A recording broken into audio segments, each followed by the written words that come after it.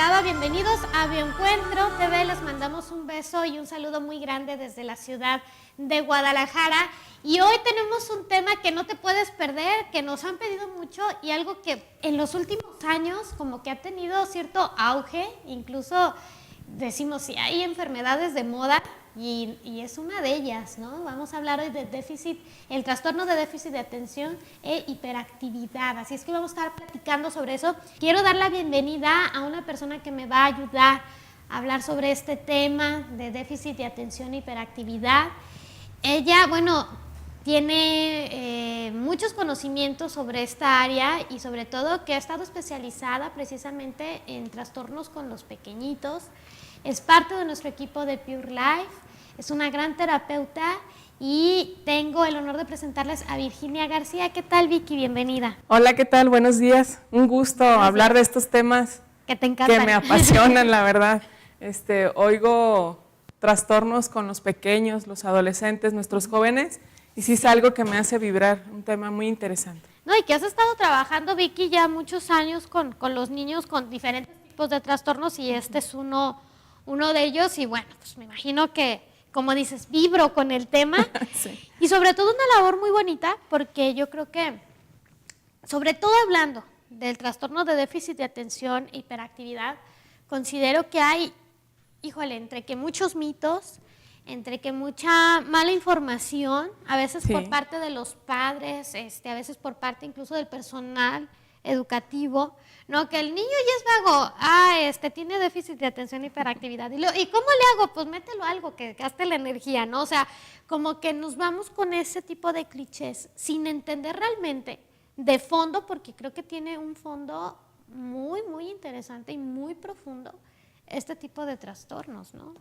Sí, como bien lo mencionabas al principio, es un trastorno que un tiempo, si no es que todavía, se convirtió como en moda, sí, dentro de los planteles y era muy común que a un pequeño se le dijera por medio del profesor que a los papás que tenía un trastorno de déficit de atención. Vamos empezando con la definición. Sí, ¿te parece? Para irnos ubicando. Ok, entonces el tema de hoy, TDAH, trastorno de déficit de atención con hiperactividad, es un trastorno de desarrollo neurológico. Este trastorno se ve afectado el problema de atención, pero también va de la mano con la impulsividad o agresividad que pueda presentar el niño. Hay un mal diagnóstico hoy en día de estos pequeños. No podemos decir que la mayoría de los niños inquietos o que no se concentren tengan este trastorno. O sea, no todos los que les cueste trabajo estudiar o les cueste trabajo concentrarse necesariamente van a tener el trastorno de déficit de atención, ¿no? Sí, de hecho, dentro del mismo trastorno lo clasificamos en tres. Uno de ellos es el trastorno de inatención o inatento, el otro es de impulsividad o hiperactividad o hasta cierto grado agresividad. Van estos dos y el tercero lo llaman el trastorno combinado, que es el más común, que se presenta una inatención por parte del menor acompañado con la hiperactividad, casi siempre es lo más tradicional que encontramos. Ok, entonces el niño, pues la característica es que deja de poner atención. Sí, de hecho, mira, este trastorno se manifiesta o lo notamos más común en la etapa de preescolar. Se dice que dentro de los 5 a los 7 años podemos diagnosticar este trastorno. ¿Por qué se dice que esta edad? Por lo regular es la edad que a los niños los introducimos a la etapa escolar. Es por eso, quizás un niño que esté en casa, como no tenemos margen de comparación, de poder ver la diversidad entre sus iguales, pues en casa no notamos estas características. Entonces, cuando ellos son introducidos a la escuela, empiezan a reflejarse estos síntomas dentro de la etapa de los 5 a los 7 años. Ok, o sea, ya cuando entran a la escuela, donde ya se tienen que sentar, tienen que poner atención, hacer lo mismo que los demás es donde ya se nota, pero puede ser que esté desde De hecho, está desde antes. Mire, sí, hay expertos en este tema mencionan que este trastorno se puede manifestar desde que nacen. ¿Con qué manifestaciones? Niños que lloran todo el tiempo, niños que al momento de estar comiendo no están en atención a los alimentos o a la madre y están con un llanto muy repetitivo. Se dice que desde entonces, aunque en esa etapa pues es complicado hacer un diagnóstico, más sin embargo se dice que desde entonces se manifiestan características de déficit de atención, incluyendo la hiperactividad dentro del bebé. O sea, hay que estar muy atentos observando al pequeñito. Y digo, ahorita vamos a ahondar más en este tema, ¿no? Sí. Entonces, puede ser que tenga deficiencia en la atención y que tenga esa impulsividad. Por eso es que decimos que los niños vagos o los niños que ven que son muy vagos caían en decirles que tenían déficit de atención. Pero aquí yo creo que dijiste una palabra clave, el tema de agresividad. O sea, hay que ver que no nada más sea el niño muy activo, sino dentro de esa actividad, cómo está respondiendo a los estímulos del medio, ¿no? Sí, fíjate que este tema de la agresividad es una línea muy delgada de la mano con la hiperactividad. Te voy a decir por qué. A veces el papá, al saber que tiene déficit de atención o que tiene hiperactividad, trata como de justificar o de solapar las acciones del niño. Por ejemplo, si el niño es muy hiperactivo y suelta el manotazo o rompe algo o hace alguna vagancia, el papá lo justifica. Ay, disculpen, es que tiene hiperactividad, y empieza a justificarlo, pero entonces ahí el niño toma la medida de que no es parte de lo que él siente, sino es un berrinche, sino es maleducado, sino que él ya toma la medida de poder hacer las travesuras que quiera porque está justificado por un trastorno. O sea, caemos en el tema de no poner límites por la justificación, ¿no? Y eso es algo bien interesante. Es que en los pequeños que se están formando, imagínate, o sea, es complicadísimo porque sí hay que darles la libertad, pero también hay que saber en qué momento poner un límite, ¿no? E incluso aunque tenga el trastorno de déficit de atención e hiperactividad, con mayor razón, hay que ser muy asertivos los papás en observar en dónde va el límite. Y no nada más con los pequeñitos, no nada más con los pequeñitos, pero ahorita hablando del menor, sí. ¿Dónde ponerle el límite al menor, no? Sí, fíjate que hablando de esto de límites, también es importante señalar que tenemos que ver en los pequeños un periodo que presente estas condiciones. No es, por ejemplo, que inicie un ciclo escolar, la maestra ve cierta intranquilidad en el menor o ciertas conductas e inmediatamente señalamos que hay un problema. Entonces, hay que ir midiendo, hay un periodo que vamos a revisar que más adelante lo vamos a mencionar. Entonces ya vemos que es complejo el diagnóstico que sale desde edades muy tempranas. El tema es que los abordajes a veces son como muy paliativos o a veces muy deficientes o a veces mal diagnosticados, entonces como no se está trabajando, el tema va creciendo junto con la persona, ¿no? Y entonces el niño hiperactivo con déficit de atención es el adolescente hiperactivo y es el adulto hiperactivo. Imagínate qué caos. Si en el kinder es un caos. De hecho, mencionábamos que es un trastorno crónico. Ajá. Trastorno crónico quiere decir que es algo que va a durar años, si no es que toda la vida. Ándale. Si no se trabaja. Si no se trabaja.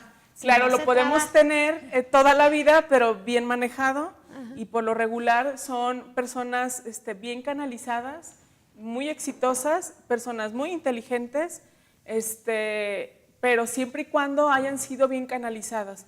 Este trastorno tiene que ser diagnosticado, tiene que haber un especialista de por medio que haga una serie de evaluaciones, tanto al pequeño, al adolescente, al adulto, porque trabajamos también en consulta con adultos con estos trastornos. Se trabaja con ellos, pero tiene que haber un diagnóstico. No es nada más, ay, mi niño es inquieto, no se concentra, tiene TDAH, no. Tiene que haber un diagnóstico de un especialista. Y luego esto es importante, fíjate, porque a veces tenemos niños sedados que no necesitan eso, o sea, Eso es lo más triste, ¿no? Donde no se está llevando un manejo correcto, porque a veces, desgraciadamente, hay personas que la opción más rápida es, pues tómate la pastillita, cédalo, sin entrar de fondo en el trabajo que requiere este tipo de situaciones, ¿no? Fíjate, se llaman neurolépticos. Son la manera en que tradicionalmente el área médica trata a estos niños. ¿Qué pasa con estos medicamentos? Hay una modificación directa a nivel cerebral. Los niños permanecen sedados. Me ha tocado ver después de que le dan el medicamento cómo se transforman. Sí. Los niños son totalmente sedados, no son ellos, pierden su identidad, de hecho pierden su esencia de ser niños, porque ellos no tienen ni siquiera la voluntad en sus movimientos.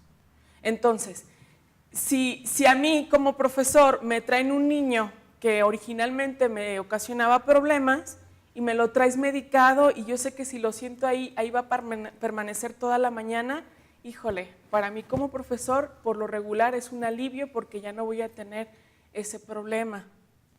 Resulta que cuando le dan esta serie de medicamentos, de hecho hasta antidepresivos se les medica a estos pequeños para mantenerlos tranquilos, para mantenerlos en un estado en paz, pudiéramos decir. Cuando damos esta serie de medicamentos hay como unos picos en sus neurotransmisores. ¿Qué quiere decir esto? Que yo le doy el medicamento, él permanece en un estado de sedación, pero al momento que pasa el efecto del medicamento, ellos tienen unos picos de conducta y entonces se vuelven más hiperactivos, hay más alteraciones y dice la mamá o dice el profesor, dale la medicina. Porque entonces ellos en vez de mejorar en esos momentos de lucidez o cuando ellos no están bajo el medicamento, sus alteraciones son más por estas ausencias o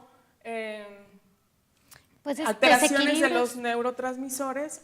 No hay dopamina, también hablábamos al respecto. El niño no encuentra ya la diversión en mi actividad como niño. Eso es bien interesante, o sea, y yo creo que sí es alarmante y para ver otras opciones de abordaje, porque creo que es preocupante, ¿no? El niño que pierde esa esencia de ser niño, también el niño se tiene que mover, obviamente, ¿no? Tiene que explorar, tiene que descubrir. Y tenemos adolescentes a veces medicados, incluso adultos que siguen con la medicación, ¿no? Sí, me preguntabas de qué con los adultos que no fuimos bien diagnosticados, qué pasa, ¿no? Con los adultos. Este fin de semana tuvimos una participación en una asociación de papás especiales con niños especiales y se acercó una mamá conmigo y me preguntaba de uno de sus hijos adulto y le dije, me voy a acordar de ti, en el programa lo vamos a mencionar.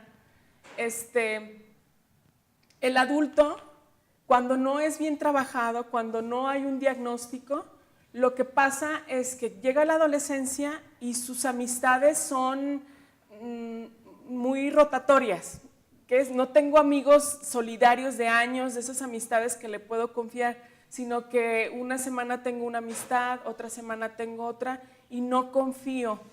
No hay una estabilidad emocional en un adolescente con TDA. Cuando llego a la adultez, esto se traslada a mi vida adulta y se pueden dar los adultos que no tienen relaciones con parejas estables, sino que hay pareja tras pareja tras pareja, o hay trabajo tras trabajo. Yo no sé por qué no duro en los trabajos. Lo que a veces se pregunta, yo no sé por qué este muchacho no dura en el trabajo. O sea, mucha inestabilidad. Hay mucha inestabilidad. Por muchos lados, ¿no? Y es que yo creo que ahí viene la urgencia de verlo de fondo y trabajarlo desde todas sus áreas. Yo creo que es una situación que hay que trabajarlo desde la parte física, porque mencionabas tú desde al principio, Vicky, en la definición que es un trastorno, pues que incluye la parte neurológica. Sí. Entonces hay que trabajar la parte física, hay que trabajar la parte mental, obviamente, la parte emocional, incluso la parte social, porque, o sea, abarca bastantes cosas. Y biofísica a mí me encanta con esta parte porque a la hora del abordaje, lo hemos visto en consulta, se trabaja en conjunto, ¿no? Y entender que si hay una parte física, en lugar de estar haciendo esos desajustes de sedaciones y demás, trabajar con un equilibrio neurológico, yo creo que sería el primer reto en la terapia, ¿no? Trabajar con la parte del equilibrio neurológico con el pequeño, y obviamente para eso pues es un equilibrio integral, ¿no? Fíjate que aparte de todo esto, este trastorno casi siempre viene en mancuerna. Cuando no lo diagnosticamos a tiempo o no es intervenido oportunamente, el trastorno de déficit de atención viene de la mano con otros trastornos.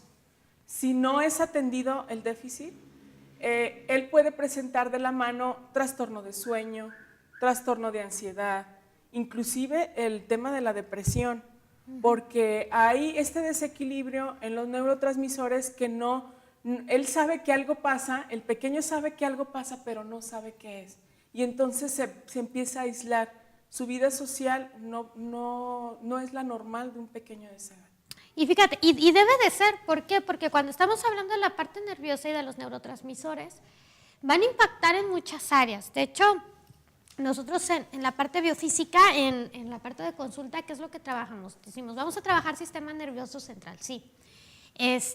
O vamos a trabajar con la parte de neurotransmisores, claro, pero acuérdense que hay que trabajar las dos puntas importantes, ¿no? La parte cerebral, pero la parte intestinal. Ahorita que mencionabas lo de las dopaminas, lo de los trastornos del sueño, sí. Que claro, van muy de la mano con los niños, ¿qué crees? El trastorno digestivo, por supuesto que va de la mano. Yo les decía ahorita de céutica. Dentro de los que tiene una combinación de proteína, tanto del reino fungi como del reino vegetal como del reino animal, esto es importante porque tiene los aminoácidos correctos la combinación. Hay un aminoácido en específico que se va a dar en esta combinación que se llama triptófano. Fíjate, la interesante, ahorita enlazándolo con lo que nos decía Vicky. Ese triptófano en el intestino, gracias a las bacterias, por eso trae probióticos, céutica, se logra desdoblar y se va a producir serotonina. Entonces, el 90% de la serotonina está en la parte intestinal. El 10% de la serotonina va a trabajar en la parte cerebral. Luego, de esa serotonina se va a producir la melatonina, que es la sustancia que nos ayuda al sueño. Si los niños de repente, esos neurotransmisores no están bien, serotoninas, dopaminas, porque la serotonina nos ayuda, dicen, es la hormona de la felicidad, a relajarnos, pero en el intestino ayuda a que se mueva. Es antagonista, se le llama, tiene un efecto antagónico. Entonces, en la medida en que yo relajo mi cerebro, muevo mi intestino. En la medida en que yo tenso mi intestino, pues también mi cerebro se alerta, ¿sí? Entonces, fíjate lo interesante, o sea, cómo desde la parte intestinal tú puedes ayudar a un equilibrio de los neurotransmisores. Y solamente hablando de la parte de serotonina, pero si la parte digestiva no está bien, esa microbiota no va a estar bien, esa transformación del triptófano no va a estar bien y pues no va a llegar a la melatonina. ¿Y hay quien da melatonina? Me dicen, es que tomo melatonina para dormir. Mejor revisa el intestino para que la transformación se haga de una manera natural, ¿no? Bueno, que me faltó decirles que esta parte del triptófano se da incluso en todos los trastornos de ansiedad. O sea, este aminoácido se trabaja y todo este ciclo que debe de llevar desde la parte intestinal hasta la parte cerebral y el cómo combinarse en todos los trastornos de ansiedad. Entonces, ahorita que nos decías agresividad, ansiedad, cuando lo veamos en cualquier trastorno, incluso cuando están haciendo el tema de bajar de peso y les da ansiedad por comer, esta parte del triptófano es bien interesante. Por eso yo les digo, céutica.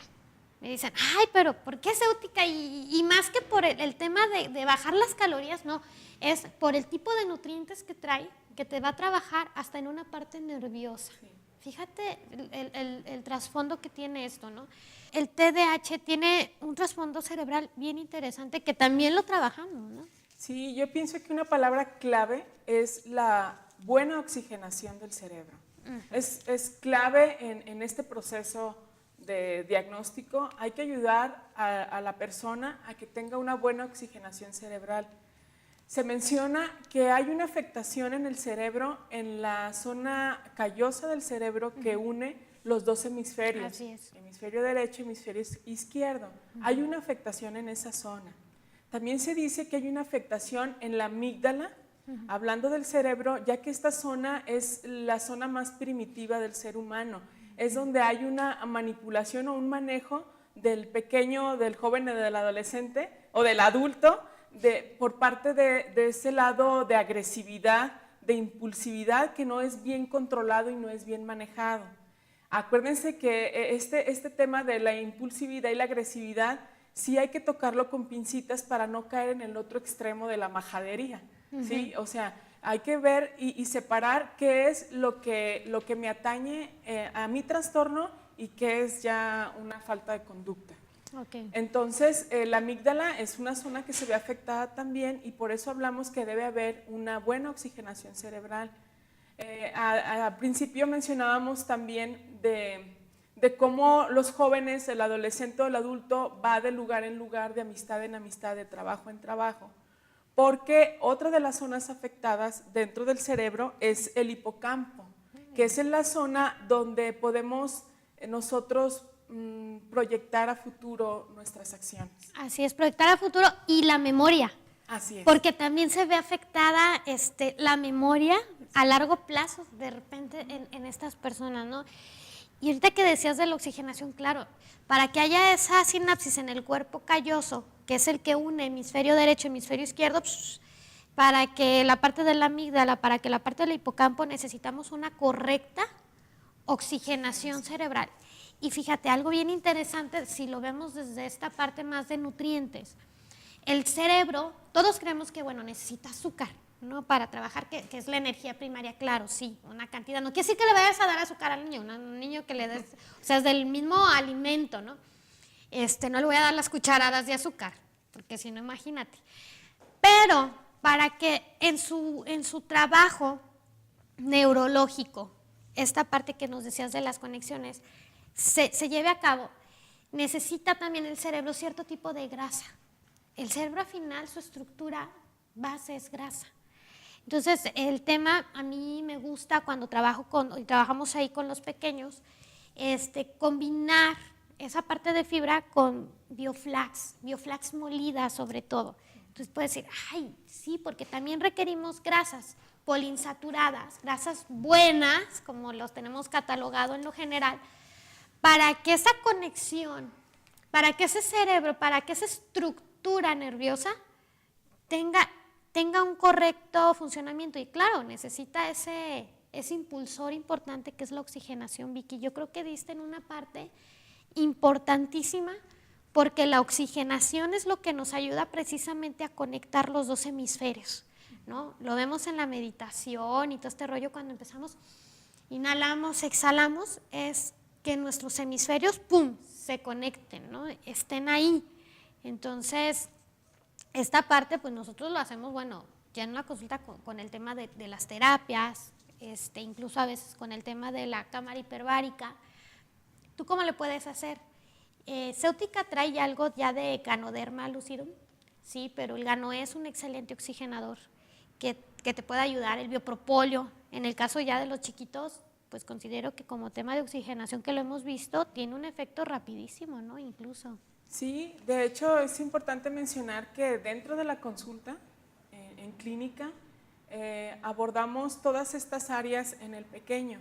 Hay que trabajar físicamente con la oxigenación cerebral, hay que trabajar, hacer ejercicios para que pueda él trabajar sus dos hemisferios, izquierdo y derecho. Dentro de la terapia se ve esta dinámica. No hemos mencionado aún, fíjate, nos hemos basado mucho en lo físico, pero no hemos mencionado aún qué sustancias segrega el cuerpo cuando está dentro de esta dinámica del TDAH. Cuando generamos esta ansiedad, cuando generamos esta inseguridad o este desequilibrio, ¿qué sustancias adrenérgicas provocamos en el organismo que pueden provocarnos a la vez una fuerte inflamación, contracturas musculares, que también podemos trabajar dentro de Ceutica?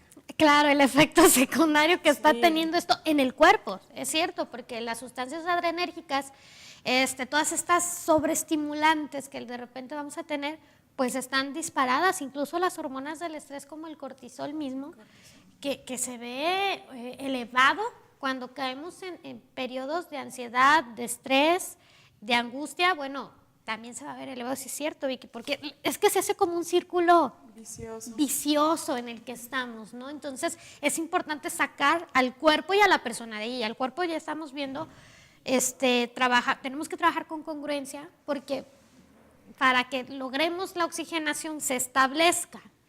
Y también estamos hablando de emociones, estamos hablando del sistema límbico, y está conectado también el sistema límbico con una parte hormonal, y la parte hormonal está conectada con una tonicidad muscular, y la tonicidad muscular está conectada con un movimiento de sangre en tu cuerpo y con ello la oxigenación. O sea, es bastante el trabajo que se tiene que hacer a nivel físico. Entonces, por eso trabajamos congruencia, trabajamos éutica, biopropóleo en el caso de los niños, en el adulto también ya ganoé. ¿Por qué ganoé? Bueno, tiene ganoderma también céutica. Entonces, trabajar con estos elementos para mover sangre, para equilibrar ese punto nervioso y salir del ciclo vicioso que nos mencionabas, Vicky, que considero que es una parte clave. Ahora, también hay una parte mental, emocional, o sea, decías algo bien interesante, de que desde que nace el niño, pero la verdad es que el neurotransmisor, el desequilibrio físico, se gesta con él, o sea, viene desde la gestación, o sea, sí, de nuestra experiencia, cuando trabajamos con niños con TDAH, la verdad terminamos trabajando con el papá y con la mamá, porque también el niño, de algún lado, esa impulsividad, ese estrés, lo está viviendo, y eso también es muy importante, que los padres no nada más jueguen el rol de observar al niño, sino de autoobservarse, porque esto viene desde la gestación, ¿no? Sí hay documentos ya que lo mencionan. Sí, platicábamos cómo depende mucho de mi proveedor, ¿no? De dónde recibo. Desde la gestación sí favorecemos nosotros como padres a juntar estos ingredientes para que a final de cuentas tengamos este trastorno. Sí, es desde la gestación. Hay que evaluar, dentro de la consulta se evalúa la historia de vida del niño, del joven o del adulto, pero desde la pancita, desde el vientre. ¿Cómo fue el embarazo con mamá? Si hubo mucho estrés, qué dinámica se vivía en casa, cómo se vivió el proceso del embarazo, tiene mucho que ver y es parte fundamental del elemento del déficit de atención, y más de la hiperactividad y de la agresividad, todavía aún más, ¿sí? que de la atención. Entonces, vamos a pasar a un tema, a lo mejor del tema emocional, o qué papel fundamental jugamos los padres en esto. Miren, el déficit de atención, la palabra dice deficiencia en la atención. La atención es deficiente, es dispersa. Mi atención no está focalizada en algo. Es curioso que nosotros como papás le digamos a nuestros pequeños, a ver, fulanito, aquí quietecito, siéntese y póngase a hacer la tarea y concéntrese en la tarea. Yo lo veo todos los días. Siéntate aquí y concéntrate, ¿sí? No te me muevas, no te me levantes. Pero yo como mamá estoy con el celular. Sí, haz la tarea. Y la cocina y la lavadora y el pendiente de aquí y el pendiente de allá y los distribuidores y qué más, ¿verdad? Entonces mi atención, yo como adulto, mi atención es dispersa, no está en un solo lugar, no está focalizada. Esos patrones son aprendidos de mis pequeños. Yo como le pido a él que se concentre y que su atención la tenga focalizada, si a mí se me olvida que le tengo que comprar un material para el día siguiente de la escuela. Bueno, tengo que estar yo también con esos patrones, porque mi hijo no nace solo con eso, sino también lo aprende. Pues esta parte que sí nos cala un poquito, pero sí es cierto, a ver, cómo estas conductas aprendidas, esa es la parte conductual, ¿no? En la parte mental. Pero también hay una parte emocional con el tema del TDAH, con el tema de los niños, por supuesto, porque esas reacciones en el caso de los que lo tienen, ¿no? De agresividad o de falta de atención o de hiperactividad, también nos está hablando de emociones en casa. Sí, fíjate, hace rato tú mencionabas la palabra antagónico y ahorita lo traigo a trasluz porque si yo estoy hablando de un trastorno deficiente de atención, el antagónico sería mamá, ponme atención. O sea, yo tengo una deficiencia de atención donde yo requiero de la tuya, de tu atención. Y ahí es donde hago ese enlace emocional. Yo, pequeño, con este trastorno de déficit de atención, busco la tuya, busco tu atención. Y es eso lo que quieren los niños. La hiperactividad, la agresividad, no es nada más que una seña de voltea a verme. Deja lo que estás haciendo y voltea a verme. Aquí estoy, mamá, existo. Entonces el antagónico, no hay atención por parte de él, necesito de tu atención. Claro. Hay un punto elemental aquí que mencionábamos antes del corte. Es elemental darnos cuenta al momento de hacer el diagnóstico, o también ustedes como papás observen que la conducta del niño sea la misma mínimo en 2 lugares. Te voy a decir por qué. Si su conducta solo la manifiesta así en casa, pero resulta que en otro lado su conducta es diferente, no podemos hablar de un diagnóstico de trastorno de déficit de atención con hiperactividad. Vamos al caso del ejemplo que nos ponías con tu consulta. Hay veces estamos en consulta con toda la familia, el pequeño, papá y mamá, y el niño es un torbellino, porque es una característica de la hiperactividad, que es ruidoso, no puede estar quieto en un solo momento, ¿sí? No podemos mantenerlo en una posición quieta. Habla mucho, habla, y es el que te interviene y te interrumpe, y todo el tiempo quiere ser el protagonista. ¿Te das cuenta? Busca tu atención. Pero ya nada más le digo a los papás, ¿pueden salirse un momentito del consultorio para quedarme yo con él? Bien. Es otro. El niño se transforma y es otro. Entonces, el niño que tiene este trastorno se comporta igual aquí, en China, con Juan, con Paco, Papá, con quien mamá, sea, se comporta de la misma manera, mínimo hay que checarlo en 2 lugares distintos. Claro. Y es que esa parte, fíjate, emocional que dices es bien interesante porque de voltearme a ver y me ha tocado, ahorita que digo, trasladándonos Sí, a nos las vamos consultas. a las consultas. Y me ha tocado de que efectivamente, y hay papás que dicen, no, yo sí estoy ahí al pendiente y sí le digo, ¿qué quieres? Y voltealo a ver a él. Porque a veces vemos al niño y vemos nuestros ideales, nuestras cosas frustradas, nuestras exigencias, sí, y no vemos al niño. O sea, voltealo a ver a él, porque sí le pongo atención y lo estoy regañando y que sí, pero lo quieres el niño perfectito, el niño que lo que querían contigo, que no lograron contigo, entonces tú quieres lograrlo con el niño, entonces ahí ya no estás viendo al niño. Sí. ¿Sí? Ahí estás viendo tu historia reflejada a través del niño. Eso es algo bien interesante a trabajar dentro de la consulta con los papás, por eso el papá también tiene mucha chamba. Yo les digo, no hay que pasar las papas calientes, ¿no? Sí. No, que me mandaron y luego yo se lo mando al niño y luego el niño se lo manda a sus hijos. Es ponernos y observarnos, como bien dices, Vicky, la atención en el niño, lo que realmente es el niño, en mí, lo que realmente soy yo, y si es un trabajo un tanto interesante, pero que en una consulta logramos ver y entender. Sí. Muchísimo. Hemos tenido consultas muy resolutivas en la primera, ¿no? Sí. Ha habido seguimientos también con esto. Entonces, todo depende el grado, cómo vaya el papá, cómo vaya la mamá, cómo vaya el pequeño. Y bueno, cuando esto ya es el tema de adulto, pues también hay mucha chamba. Me da risa porque dices, hemos tenido resultados en la primera consulta, sí, y también en la primera consulta corren. Cuando no quieren porque nos damos cuenta de la responsabilidad que tenemos cada uno de los elementos de la familia Y hay veces que hasta al hermano le toca la chamba también, porque hay comparaciones entre los hermanos.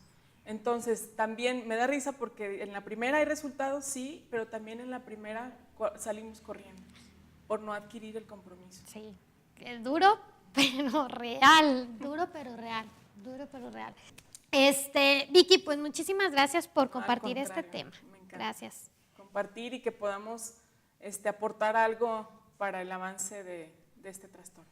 Sí, sobre todo eso, Vicky. Yo les recomiendo que si alguien en casa tienen un pequeñito, no saben qué hacer, bueno, se acerquen a un profesional, se acerquen a Pure Life. Ya vieron cómo desde la biofísica trabajamos esta parte, así es que esto es una condición crónica y que hay que trabajarla es multifactorial, ¿no? Hay que trabajarla desde muchos puntos para que logremos el resultado que queremos. Pues bueno, yo soy Gaby Rubalcaba, les mando un beso muy grande, gracias a todo el equipo que hace posible la transmisión, gracias a Ivancito, gracias al buen Robert, que siempre nos está apoyando, y gracias a ti por seguirnos, a las personas que vienen y nos acompañan también en el set, muchísimas gracias, y a toda la familia Bio 4. Nos vemos el próximo martes en punto de las 9 de la mañana, y recuerda que si no es Bio 4, no es biofísica.